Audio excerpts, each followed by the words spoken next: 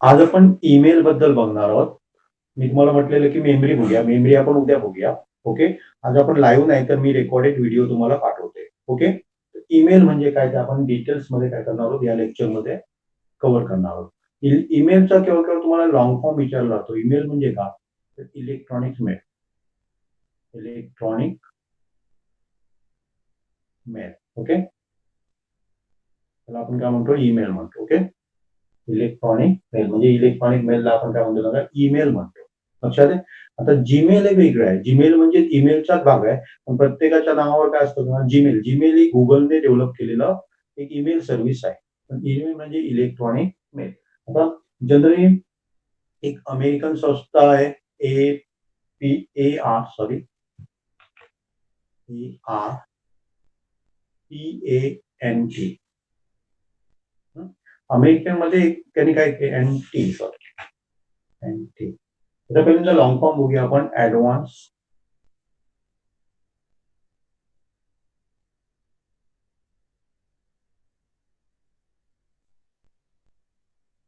Research. RESC sorry research. Okay. Research project agency net. Okay. हा long form करून केव्हा विचारतो बघा? ऍप्रानेट म्हणजे काय? तर ही अमेरिकन संस्था त्याने हे केली म्हणजे नेटवर्क मध्ये जास्तीत जास्त रिसर्च करण्यासाठी. नेटवर्क बद्दल डिटेल आपण बघणार आहोत. नेटवर्क मध्ये इथे थोडक्यात लक्षात घ्या, नेटवर्क म्हणजे कॉम्प्युटरचं जाळं. लक्षात. नेटवर्क म्हणजे नेटवर्क जनरल म्हणजे काय? नेटवर्क म्हणजे जाळं. आणि कॉम्प्युटर नेटवर्क म्हणजे काय? कॉम्प्युटरचं जाळं. त्याला आपण काय म्हणतो समजा? नेटवर्क म्हणतो. तर हे स्थापन झालेली साधारण 1967 मध्ये. ओके. म्हणजे नेटवर्क रिलेटेड त्यांनी काहीतरी रिसर्च करावं हा त्याच्यामधला उद्देश होता. तर पहिलं ईमेल जे डेव्हलप केलं गेलं ते 1971 मध्ये. कोणी हे केलं तर रे टॉमलिसन. टॉमलिसन यांनी काय केलं सांगा? पहिलं म्हणजे एका कॉम्प्युटरवरनं दुसऱ्या कॉम्प्युटरवर काय करायचं आपल्याला? मेसेज पाठवायचा आहे. ते कोणी केलं तर रे टॉमलिसन. आणि 1974 मध्ये एक इंडियन अमेरिकन त्याचं नाव होतं शिवा अय्या दुराई. दुराई इंडियन अमेरिकन होता. तर त्याने काय केलं सांगा? आपलं म्हणजे रिसर्च वर्क त्याच्यामध्ये सुरू केलं. मेडिसिन अँड डेन्सिटी मध्ये तो न्यू मध्ये कामाला होता. त्यांनी त्याचं काय घेतलेलं तेव्हा? पेटंट घेतलेलं. पहिलं मात्र पाठवलं गेलं कोणी सांगा? रे टॉमलिसन. म्हणजे तुम्हाला सांगितलं की ईमेल कोणी हे केलं तर पहिलं आपलं नाव काय सांगणार तर रे टॉमलिसन. त्याच्यामध्ये यांनी रिसर्च केलं आणि याच्यामध्ये काय केलं त्याचं त्यांनी पेटंट घेतलं. ओके. तर आता ईमेलचं कार्य कसं चालतं ते आपण डिटेल बघणार आहोत. ओके. तर समजा हा माझा कॉम्प्युटर आहे.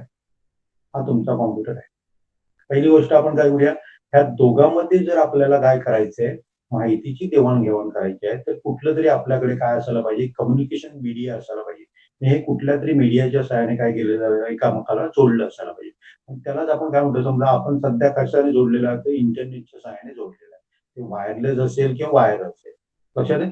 हा तुम्ही कॉम्प्युटर आहे. हे तुम्ही तुमच्या गावामध्ये आहात आणि कुठेतरी आपला दुसरा जो फ्रेंड आहे तो दुसऱ्या गावामध्ये. आपल्याला काय करायचंय सांगा? की एखादं काय करायचं? ईमेल पाठवायचं. लक्षात आहे? एखादी माहिती पाठवायची. तर ईमेल बद्दल आपण काय करू शकतो? एखादं टेक्स्ट मेसेज पाठवू शकतो. त्याच्यावर आपण अटॅचमेंट वगैरे सगळं डिटेल आपण बघणार आहोत.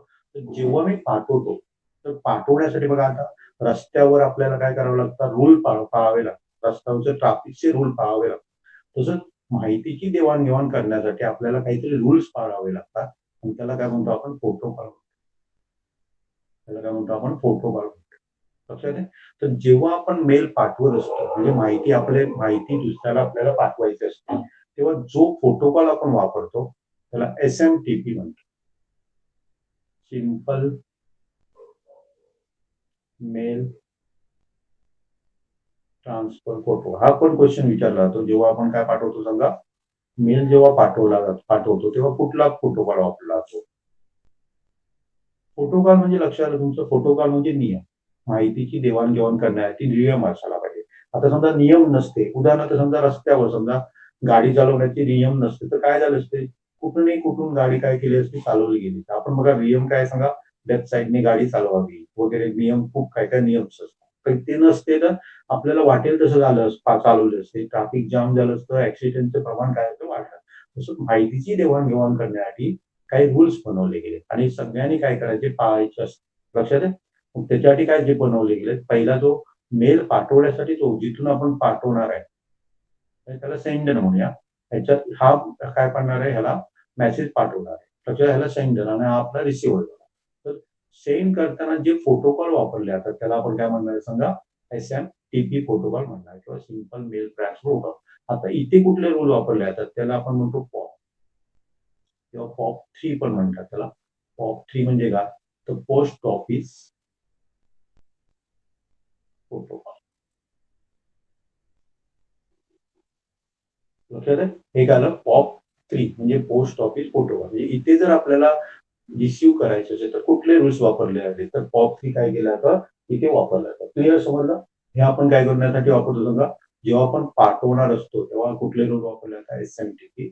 आणि जेव्हा आपण रिसिव्ह करतो तेव्हा काय वापरले जातात, पॉप म्हणजे पोस्ट ऑफिस प्रोटोकॉल काय केले जातात, वापरले जातात.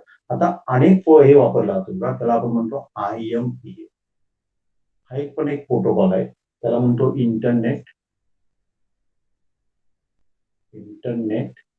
Messaging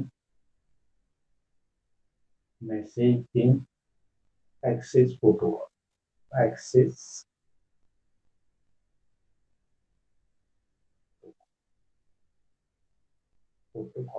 okay.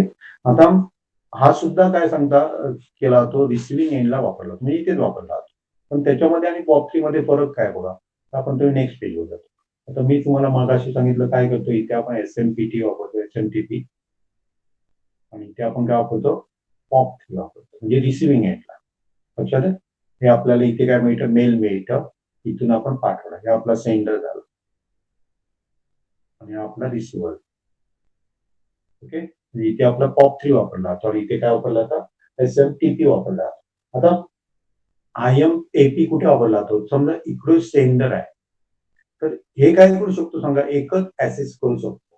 आता आपल्याला काय करायचं, 1 to many करायचं, म्हणजे खूप मोठ्या डिव्हाइस मध्ये एकाच वेळी तो मेल वापरायचा असेल तर त्या ठिकाणी जो वापरला जातो त्याला आपण म्हणणार आहे IMAP. त्याला आपण काय म्हणणार, म्हणजे काय करणार, मी तुमचा मोबाईलवर वापरतोय, कॉम्प्युटर वापरतोय, दुसऱ्या मोबाईलवर वापरतोय, तर त्याच्यासाठी जे प्रोटोकॉल वापरले जातात त्याला काय म्हणणार, इथे आपण SMTP वापरतो.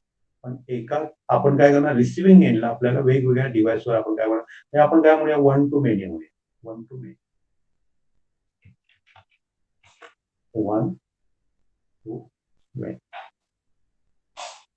आणि इथे आपलं काय असतं सांगा, 1 to 1.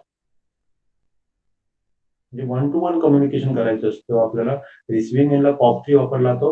आणि जेव्हा आपल्याला 1 to many करायचं असतं तेव्हा रिसिव्हिंग एंडला आपल्याला काय वापरला जातो सांगा, IMAP वापरला. क्लिअर समजा, एवढंच याच्यामध्ये डिटेल्स तुम्हाला द्यायची गरज नाहीये. एवढं जरी माहित असलं तर किंवा तुम्हाला लॉंग फॉर्म वापरला जातो किंवा 1 to many म्हणजे काय, तर कुठला प्रोटोकॉल वापरला तर IMAP वापरला जाणार आहे. ओके. नंतर नेक्स्ट आपण बघणार आहोत, समजा माझा ईमेल आयडी आहे तो आहे भूषण अंगम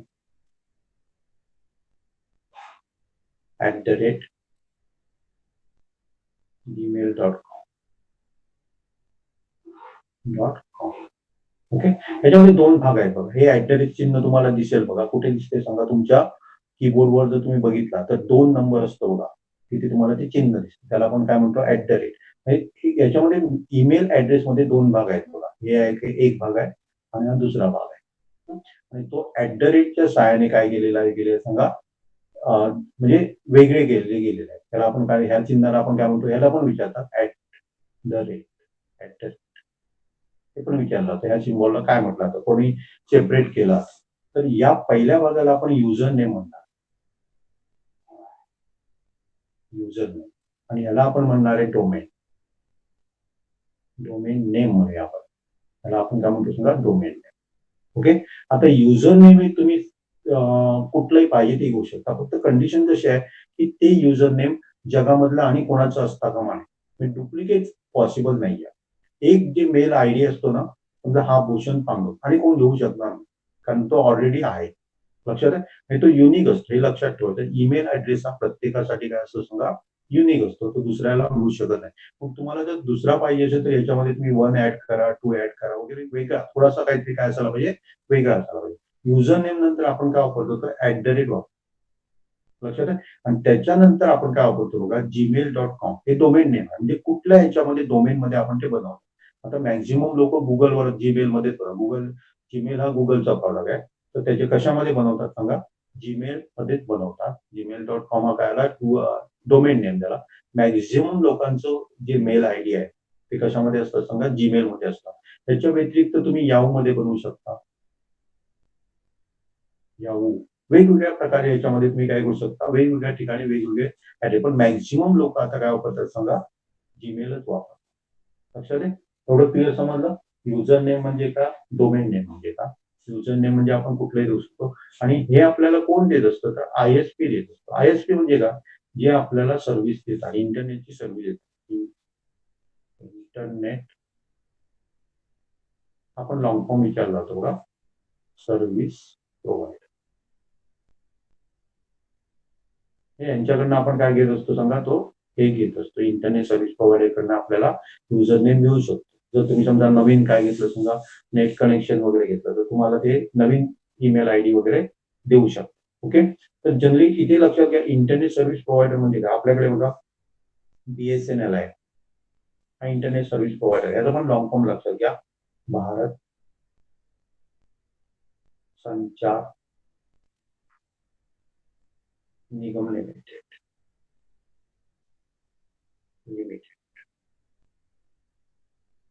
ही गव्हर्नमेंट एजन्सी आहे, जी आपल्याला काय देते,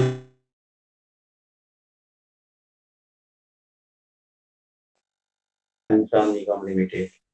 आपलं रिलायन्स आहे. ओके.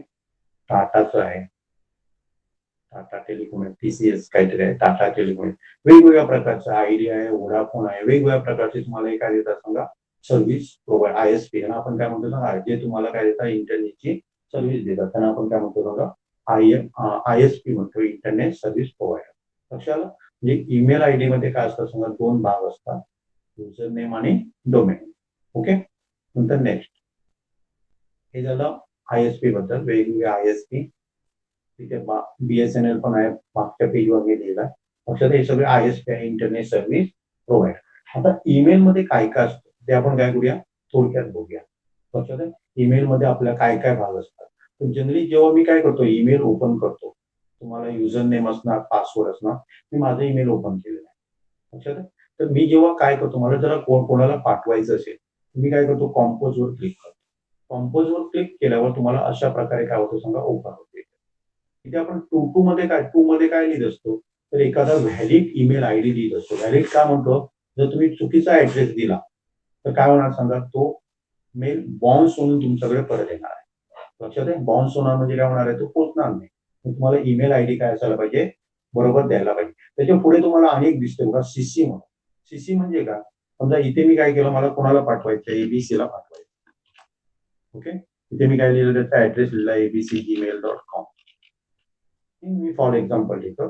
तर तेच तेच मला काय करायचं सांगा, ईमेल मला अनेक जणांना पाठवायचं. लक्षात आहे? तेच मेन मला कोणाला पाठवायचं, ते ABC ला पाठवायचं आहे.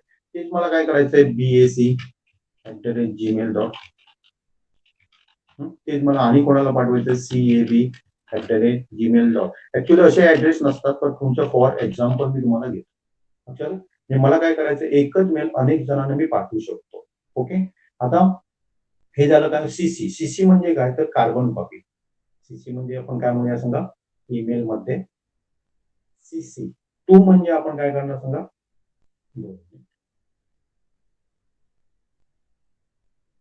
ओके. टू म्हणजे काय, तर ज्याला पाठवणार ते मेन, आणि त्याची कार्बन कॉपी.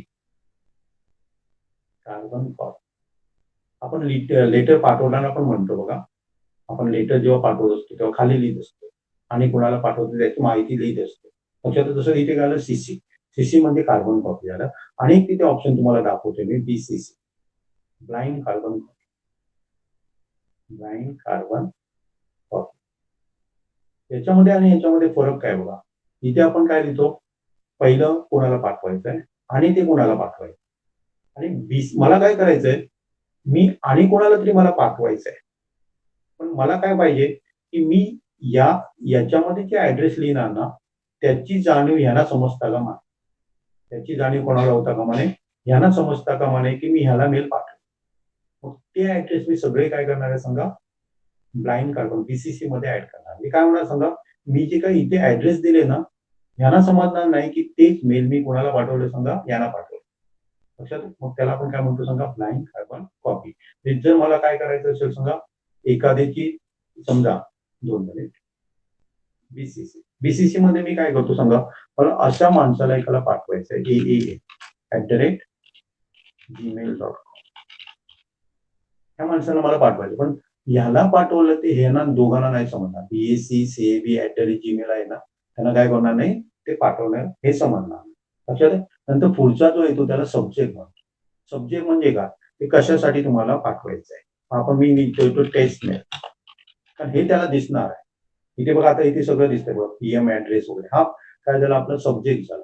सब्जेक्टमध्ये आपण काय लिहितो, थोडक्यात लिहितो, कशाच्या संदर्भात आणि नंतर आपण टेक्स्ट बॉडी म्हणजे ईमेल बॉडीमध्ये आपण काय करत असतो, ते सगळं आपण त्याच्याबद्दल डिटेल्स काय कशा संदर्भात पाठवतोय, काय हे सगळं तुम्ही त्याच्यामध्ये लिहू शकता. लक्षात आहे? म्हणजे आपलं पहिलं टू झालं, त्याच्यानंतर आपण सीसी बघितलं, त्याच्यानंतर बीसी, त्याच्यानंतर आपला सब्जेक्ट असतो आणि ईमेल बॉडी ही आपली इथे असते.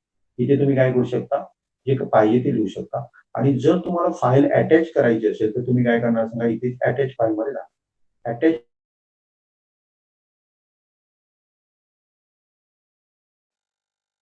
ऑडिओ फाईल असेल, व्हिडिओ फाईल असेल, तुम्ही काय करू शकता, अटॅच करू शकता. फक्त एवढं इथे लक्षात घ्या, अटॅच करतो आपण. त्याच्या पुढचं पहिल्यांदा लक्षात घ्या. इथे आपण काय लिहितो पहिल्यांदा, सब्जेक्ट लिहितो. आणि नंतर आपली काय असते, ईमेल बॉडी असते. त्याच्यापुढे तुम्ही किती काय करू शकता, ते लिहू शकता आणि याच्याबरोबर आपण एखादी अटॅच करू म्हणजे ऑलरेडी बनवलेली फाईल अटॅच करू शकता. त्याच्यामध्ये तुम्ही एखादी डॉक्युमेंट, टेक्स्ट फाईल, ऑडिओ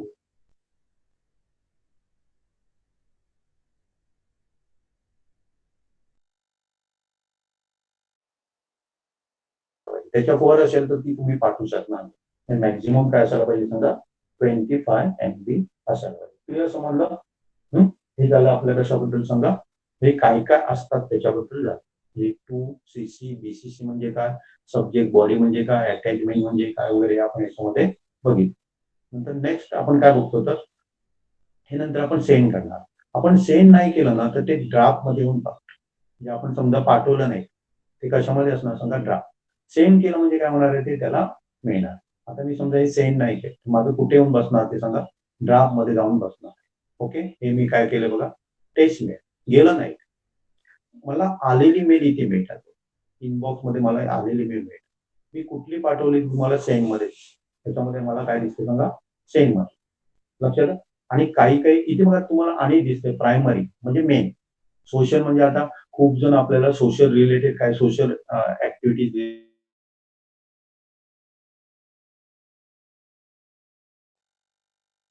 आपल्याला कुठे येतात, इथे येतात. लक्षात आहे? काही काही केव्हा आपण एखादा मेल काय करतो, डिलीट करतो. डिलीट करतो तेव्हा आपल्याला डिलीटेड मेलमध्ये आपल्याला ते काय होऊ शकतं, मिळू शकतं. लक्षात, ट्रॅशमध्ये. डिलीटेड मेल कशामध्ये मिळतं आपल्याला, ट्रॅशमध्ये असतं. आणि अनवॉन्टेड असतात म्हणजे आपल्याला जी नको असतात ती स्पॅम मध्ये येऊन काय करतात, मेल परत परत आपण येत असतात, आपण ती बघत नाही आणि ऍडव्हर्टाईज रिलेटेड अशा प्रकारची असतात, तर ती कशामध्ये येतात सांगा, स्पॅम मध्ये येऊ शकतात. क्लिअर समजलं? हे सगळं कशाबद्दल बघतोय आपण, तर ईमेल बद्दल बघतो. क्लिअर? तर अनेक लक्षात घ्या,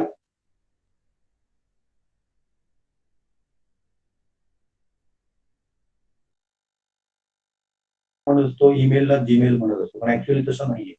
ईमेल ईमेलचा हे एक म्हणजे भाग म्हणजे कोण आहे सांगा, जीमेल. तसं याहू मेल पण आहे, याहू आहे. वेगवेगळ्या प्रकारचे काय आहेत, आता खूप जण मेल सर्व्हिस आपल्याला काय करत असतात, देत असतात. मॅक्झिमम का आपण तो जीमेल वापरला जातो. तर जीमेलचा पण लक्षात घ्या, जीमेल ही गुगलची हे आहे आणि ते जीमेल हे कोणी हे केलं, तर पॉल वूडची म्हणून असे एक हे होता, आणि त्या कंपनीचा एक हे होता. त्यांनी काय केलं, हे इन्व्हाइट केलेलं आहे. लक्षात आहे? म्हणजे हे सगळं आपलं कशाबद्दल झालं सांगा? ईमेल बद्दल झालं. त्याच्या रिलेटेड तुम्ही 1 ते 2 क्वेश्चन जनरली येतात. त्यामुळे हे जर तुमचं परफेक्ट असेल, तर तुम्ही डेफिनेटली काय करू शकता? हे बघू शकता. लक्षात आहे? आणि एक लक्षात घ्या, मॅक्सिमम जी साईज आपल्याला मिळते ना, ती जनरली 50 GB असते. इथे दिसतंय बघा. आपण मॅक्सिमम किती का वापरू शकतो समजा 50 GB आपल्याला देते. फ्री ऑफ कॉस्ट देते आणि त्याच्या व्यतिरिक्त जर तुम्हाला पाहिजे असेल, तर तुम्हाला ती काय करावी लागते? परचेस करावी लागते. आणि एका वेळी आपण मॅक्सिमम एका वेळी 500 मेल म्हणजे आपण 2 CC वगैरे लिहितो ना, 500 मेल्स काय करू शकतो एकाच वेळी अनेक जणांना पाठवू शकतो. तेच मेल अनेक जणांना आपण काय करू शकतो? पाठवू शकतो. ओके. नंतर दुसरी एक आणि एक मी तुम्हाला सांगायला विसरलो. याच्यामध्ये ईमेल ऍड्रेस देताना ना मध्ये स्पेस अलाउड नाही. स्पेस वगैरे तुम्ही देऊ शकत नाही. लक्षात नाही तर असं लिहिलं भूषण लिहिलं स्पेस सोडले आणि पांगम लिहिलं नाही. याच्यामध्ये ईमेल आयडी मध्ये स्पेस काय नसते आपल्या अलाउड नसते.